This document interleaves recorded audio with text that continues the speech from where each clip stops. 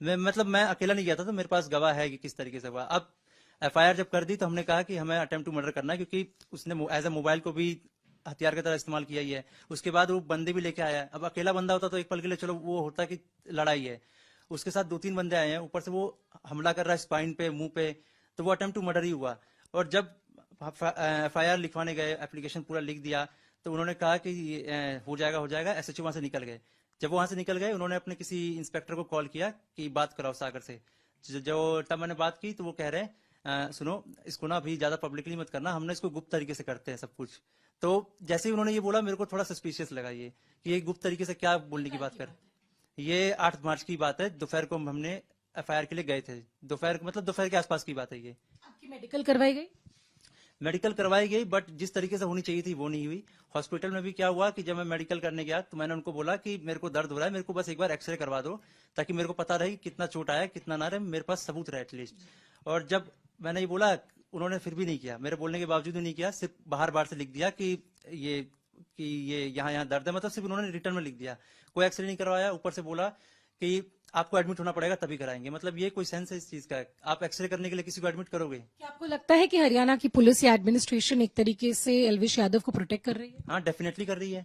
एल्विश ने मेरे को साफ साफ बोला था, जो करना है कर ले, एफआईआर कर ले, जो होगा देखा जाएगा। मतलब उसने मेरे को साफ साफ धमकी दी थी इस तरीके की। मार के जाने के बाद मतलब वो था ना, जितना केस करना कर ले। तो आपने बोला था कि आप केस करोगे? मैंने बोला नहीं था, वो अपने आप बोलता था ये चीजें। मतलब उसको ऐसा लगता है कि उसका कोई कुछ बिगाड़ नहीं सकता, वो कॉन्फिडेंट है। उसका वो कॉन्फिडेंस किसके कारण आ रहा है, क्यों आ रहा है, मुझे नहीं पता, पर उसका जो कॉन्फिडेंस लेवल है वो ये है कि वो किसी को भी मार के जाएगा, उसका कोई कुछ नहीं बिगाड़ पाएगा। वो दिख रहा है साफ साफ। और पुलिस वालों ने जिस तरीके की हरकत की है, उससे पता लग गया कि उसके अंदर ये कॉन्फिडेंस क्यों है। क्योंकि इन द एंड मुझे लगता है कि ये जो भी है पुलिस थाना, इनका भी कुछ ना कुछ तो हुआ होगा बातचीत।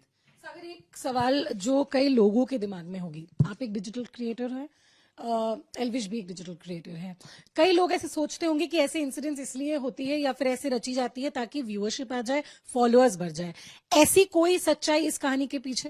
देखो, एल्विश के आधे ज्यादा फॉलोअर्स गवार है। मैं गवारों को लेकर क्या करूंगा अपने अकाउंट में? तो कोई फायदा नहीं है। रही बात फॉलोअर्स की, मेरे को बस ये प्रूफ करना था। मेरे को जो गालियां पड़ रही है इतने, मतलब लगभग 1 साल होने को आए, मेरे को बस ये प्रूफ करना था कि तेरे फैंस गलत हैं।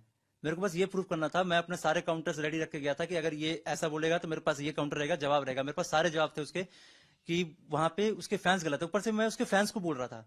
मैंने एल्विश को गवार मैंने आज तक नहीं बोला, फिर भी वो चिढ़ रहा। तरीके से आप सोशल मीडिया हरासमेंट की भी शिकार हुए हैं 1 साल से?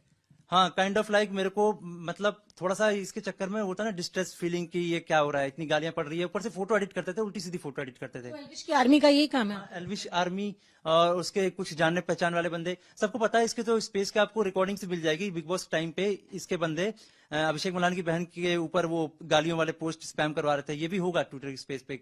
ये बात पुरानी हो गई, इसलिए मेरे को निकालने में बहुत टाइम लग गया। मतलब निकाला नहीं मैंने, अभी ढूंढने की। सागर, अभी आपके साथ जो हुआ, आपने कंप्लेन की, ठोस कोई एक्शन फिलहाल हमें नहीं देखने को मिला एल्विश के खिलाफ। क्या कहना चाहेंगे एक एडमिनिस्ट्रेशन के को और उन लोगों को जिन्होंने कहीं ना कहीं एल्विश यादव को आज ये प्लेटफॉर्म दिया है? देखो, इतना तो दिख गया कि जब एफआईआर हमने कुछ बोला, उन्होंने लिख कुछ दिया।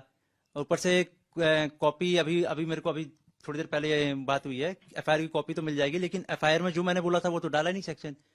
उन्होंने अपनी मर्जी से कुछ भी डाल दिया।